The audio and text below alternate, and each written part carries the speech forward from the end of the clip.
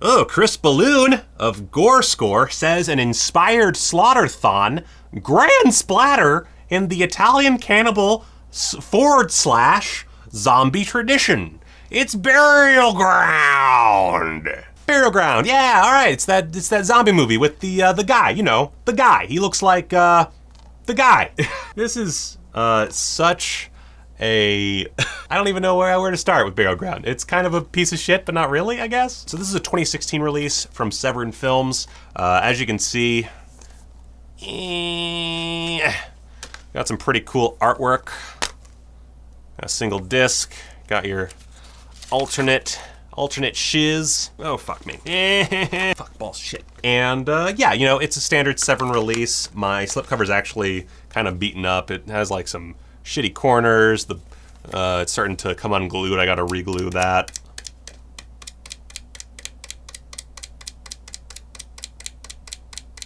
But it's, you know, it's a perfectly serviceable physical release for a Blu-ray, and I quite like it.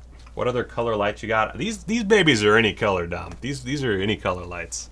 These are RGB, baby! Andrea Bianchi's Burial Grounds, The Nights of Terror, is one of the most infamous zombie films of all time. Perhaps for all the wrong reasons. It's aggressively sleazy, features an out-of-nowhere incest subplot, manages to take the idea of Fulci zombies from the year before and completely fail at replicating them, and of course features Peter Bark. AKA the highly memeable child actor from this very famous meme of the camera zooming in and him going, "Woo, it's a wild ride." It's a wild ride. If you haven't watched it already, I'm shocked because you're watching this channel and Burial Ground is very famous. But if you haven't, here's a little plot. A bunch of assholes arrive at a mansion in the country, hang out, do some fucking, and then zombies attack. This all reaches its logical conclusion minus the logic part, and bada bing, bada boom, you got a movie. That's the plot. That's it. That's all I got for you. It's a bunch of assholes in a mansion. Well, a villa, I guess. A villa? Is it a villa? And the zombies look like shit. They look like mud monsters, and it's great. So here's the thing about me and zombie movies. I don't really like them. I just find zombies kind of boring. They're not very interesting antagonists unless they represent something interesting, you know, some kind of like social satire type thing. Think George Romero's Dead trilogy, or they're going up against really interesting characters in unique situations. So a lot of zombie movies tend to just be a bunch of fucking assholes, fight zombies, something maybe good happens, the end. And that's basically what this movie is. But Burial Ground gets a pass from me. Why? Because it's bonkers. It is bonkers, banana town, wackadoodle, just a wild, wild film. You got Peter Bark. You got the scythe kill. You got a nihilistic ending to beat out all nihilistic endings. It is nuts. There's weird like sexuality that doesn't quite work. There's just so many bad, awful zombies. I don't think there's one good-looking zombie in this entire movie, which is insane because most zombie movies can at least get one good zombie out there. You know, one hero zombie that just looks good, and all the other zombies look like shit, but that one zombie looks fucking fresh and tight. Not this one, no. All the zombies look like shit, and it's great. I wouldn't have it any other fucking way. This is Trashterpiece 101. You know, Andrea Bianchi, he made plenty of good movies in his career. This is not necessarily one of them, but it fucking rules. Now that said, while it does rule, I don't love Burial Ground as much as some people do. I don't think it works all the time. It is a pretty tight film. It doesn't necessarily drag all that much. It basically gets right into the action and then keeps going until it ends. But it's undeniably a trash classic. It belongs in your next big gory movie marathon with your friends whenever we're allowed to do that again. And it's, you know what? It's fun. And that's the important thing. It's a fun, stupidest all get out movie. This movie is dumber than a bag full of dildos.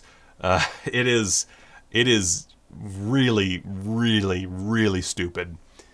And therein lies the charm. You know what I'm talking about. It's fun. Just watch it. It's very cheap.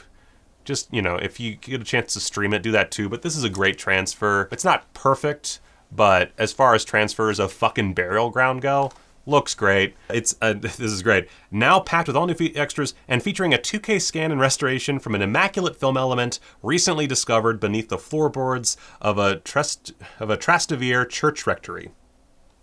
I don't know if that's true, but if it is, awesome. If it's not, awesome. Cool. Yeah, it's a good release.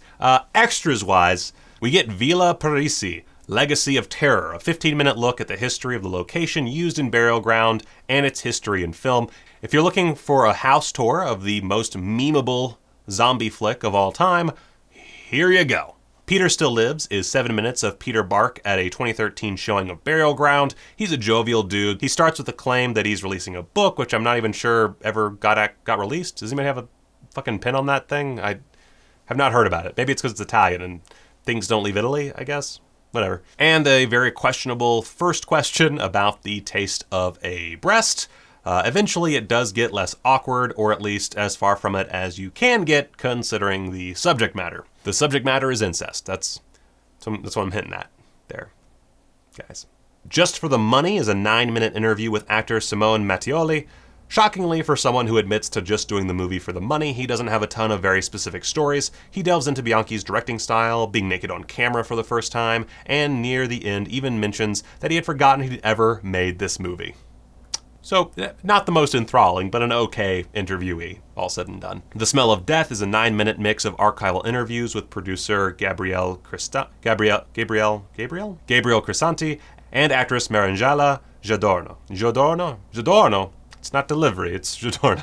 Among other things, Crisanti explains that Peter Bark was hired because of a restrictive Italian law regarding minors being cast in movies of this kind. If you really love Burial Ground, this is a good way to spend a few minutes. Beyond that, we get some deleted and extended scenes. It's about 10 minutes of material, not a whole lot of really crazy new things. There's a lot of like driving around shots. There's a few zombie shots, but it's mostly just a bunch of random nonsense without audio, so it's fine. And beyond that, we get the theatrical trailer, and that's it. That's all the extras you got. Not a bad spate of extras, not amazing, but perfectly good for this release. Basically, if you really love Burial Ground, I'm not sure there's a whole lot more to explore, so cool. Could have used a commentary, I guess, but that's really the biggest criticism I can give this Blu-ray. It's really good, especially considering the material. It's everything this movie deserves, and about 5 extras more. So, good shit from Severin, quality release. Check it out if you love dumb as fuck zombie movies. Michael!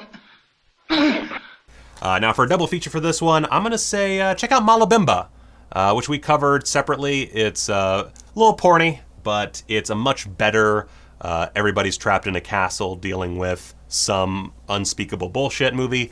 Also by Andre Bianchi, so you get to see him making what is legitimately a pretty good movie versus this, which is not really terribly good, but fun nonetheless.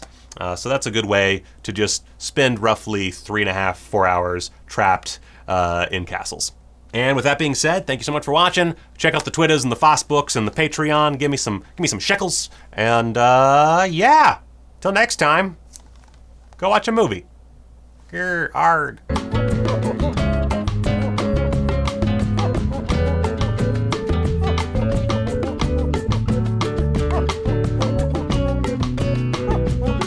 The blackest eyes, the devil's eyes.